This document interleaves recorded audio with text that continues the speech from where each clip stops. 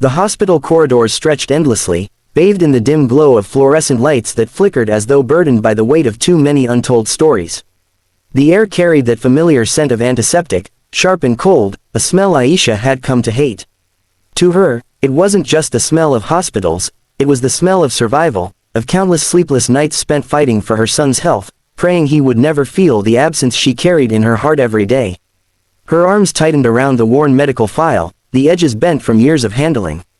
Each page inside held more than diagnoses and prescriptions, it carried her sacrifices, her struggles, her silent tears. And now, standing in front of the one man she had hoped never to face again, that file felt heavier than ever. "He's not your son," her voice cracked, echoing louder than she intended, ricocheting off the sterile walls of the ward. Her chest heaved as though each word clawed its way out of her lungs. She was trembling, not from weakness, but from the storm of fear and anger she had carried for years. The man before her didn't flinch. Arman Khan, CEO, billionaire, and a man untouchable in every sense, stood rooted, his tall frame casting a long shadow across the floor. His name alone could silence boardrooms and shift markets.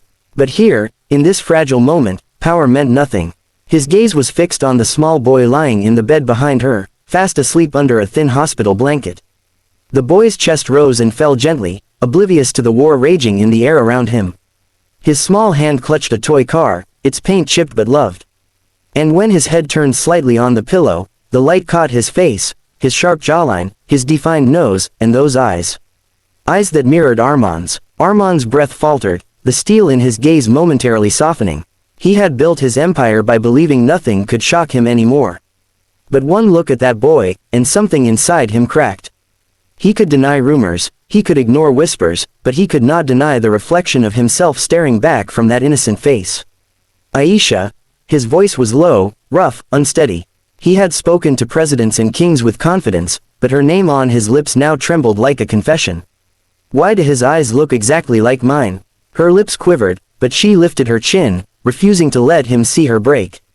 She had rehearsed this moment countless times in her head. She had built walls of defiance, armed herself with anger, and promised herself that no matter what, she would never let him near her son. But standing there, her defenses wavered. The memories came back unbidden. Late nights when she believed in love, in whispered promises of forever, in dreams built under starlit skies.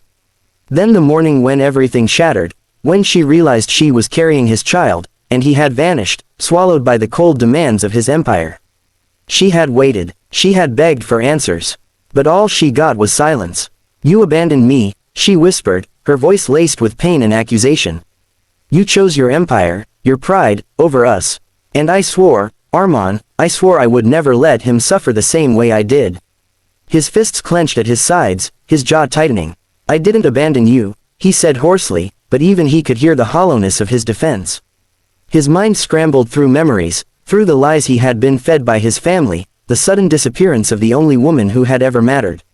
Something didn't add up. "I didn't know." The words fell from him like broken glass, sharp and useless.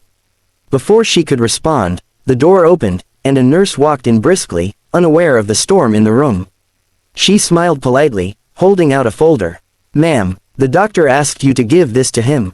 It's your son's file." Aisha hesitated, then accepted it.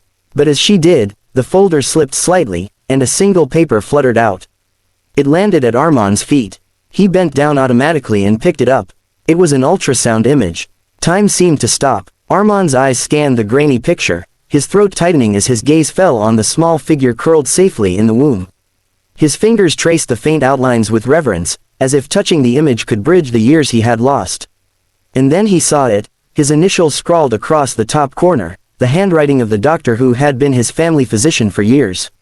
His breath caught. He looked up at Aisha, shock flooding his face, his composure unraveling. This was done under my doctor.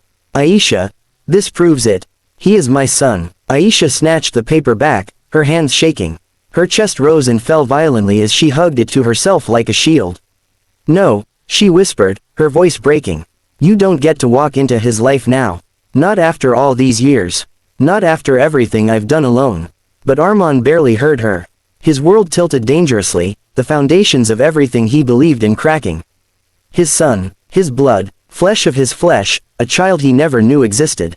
The ruthless CEO who once prided himself on control now stood helpless, undone by a single ultrasound. He turned to the sleeping boy again, his eyes wet, his heart unrecognizably fragile. For the first time in years, Arman Khan wasn't thinking about mergers or empires.